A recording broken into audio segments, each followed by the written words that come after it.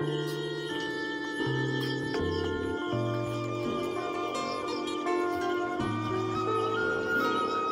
po, magandang gabi po sa inyo. Pwede ba akong pumasok? Ay, liwanag, nakakatuwa. Naabutan ko na naman kayong maghahapunan na. Mukhang masarap ang inyong ulam ngayon na. Ha? Anong ulam ninyo ngayon, tatay? Corned beef. Ayos ah. Parang nagutom ako, tatay, sa inyong ulam ah. Pwede ba akong makikain? Ha? Ayun, maliwanag na po mga followers. Wala kayong plato? Ay di, sa susunod bibigyan ng plato. Ay, sarap ng ulam ninyo ah. Mausok-usok pa ang kanin ah, bagong luto ah. Tamang-tama yung laging pagpunta ko dito, tatay. Ganitong oras pala lagi yung hapunan ninyo. Ayos. Yan, nakain na ulit po sila po mga followers. Kaya po ako, nanay, na naririto kasi meron pa akong sadya po sa inyo. Sa totoo lamang po ako sana ay magpapahinga na, pero lagi ko po kayong iniisip kasi po gusto ko po kayo matulog na masaya at laging may pag-asa. Kaya po ako naririto, tatay. Meron po kasi akong ibibigay po sa inyong pagpapala. Ay, naabutan ko kayong nakain, di kakain muna ako bago ko ibigay sa inyo. Ha? Ay, di dun, gusto ko dun na lang ako sa kaldero kumain. Ha? Ay, hindi. Busog na ako, kakakain ko lang. Wala kayong baso, si Ami dun na inom sa tabo. Wala. At least maliwanag po ngayon, tatay, di ba? Hindi na yung nagtitiis kayo dun sa maliit na liwanag. Ngayon, tatay, meron akong ibibigay sa inyo kasi meron pong dumating na padala para sa inyo. Ay, pasensya na po, naabala ko po kayo sa pagkain ninyo. Meron po kasi, tatay, nagpadala po sa inyo at dumating po ito kanina. Ito po, tatay, yung ibibigay ko po sa inyo. Yan po talaga, sinadya ko po.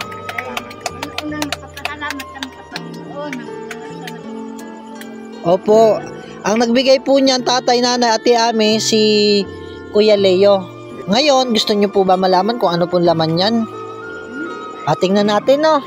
Sige, tatay, buksan na natin. Huwag kayo po, tatay, mawalan ng pag-asa sa buhay. Marami pong mga taong mabubuti po ang puso. Sige, buksan nyo, tatay, tanggalin nyo sa plastic. Sige, angat nyo, angat nyo, angat. Angat nyo, angat nyo, angat nyo, yan. Tatlo pala to. Sige, tanggalin nyo, tatay. Tanggalin nyo, isa-isa. Tatlo pala yung laman yan. Nakakatuwa naman. Daming nagmamahal sa inyo. Isa pa, tatay. Akin ang plastic. Sige. Sige, tatay, buksan mo yung isa. Anong laman yan? Wow, nakakatuwa naman. Ay, solar. Ay, di paano yan, tatay? Kayo ang pinakamaliwanag na bahay dito sa village, dito sa bundok, no? Ito po, mga followers, ang pinadala po na ni Kuya Leo para sa pamilya pong ito, no? Solar light. Ayan po, tatay. Di bali, ang pinadala po na solar light sa inyo, tatay, ay 3. Matagal kayong nagtiis ng walang malakas na liwanag. Ngayon na po ang panahon na pinakinggan ng Diyos ang inyo pong panalangin sa inyo pong pinagdaan ng hirap ng mga nakaraang mga araw at mga taon. Ngayon po ay pinagbigyan po kayo ng Diyos. Ito po talaga ay panahon niyo po, tatay, at nakapagtiis po kayo ng matagal na panahon.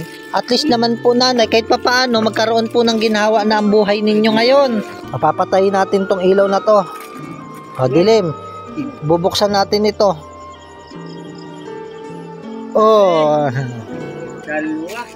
Malalakas po yan, tatay. Nakakatuwa naman po. Ang ganda ng solar, Itutok nyo dyan, tatay. Dyan, itutok nyo. Yan, hawakan nyo. Wow, daming solar nila. Salamat po, Kuya Leo. Buksan na natin yung malaking ilaw.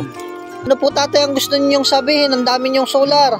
Maraming salamat sa nagpadala ng ilaw at ilaw. Ate Ami, anong gusto mong sabihin? Marami na kayong ilaw, hindi na ikaw nahihirapan. Salamat po ako sa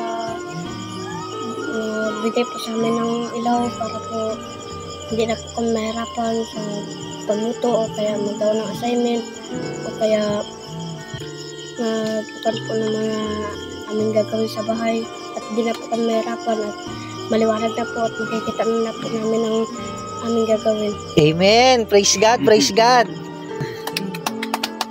Salamat po sa mga taong mga nagpapaabot po ng tulong. Hintay-hintay lang nanay, tatay, ate Ami. Mapapaayos din ang inyong bahay, ha? Oo. Ay di paano po tatay, ako'y uuwi na. Iwanan ko na kayo at ako'y magpapahinga na, ha? Ay sige, ingat kayo.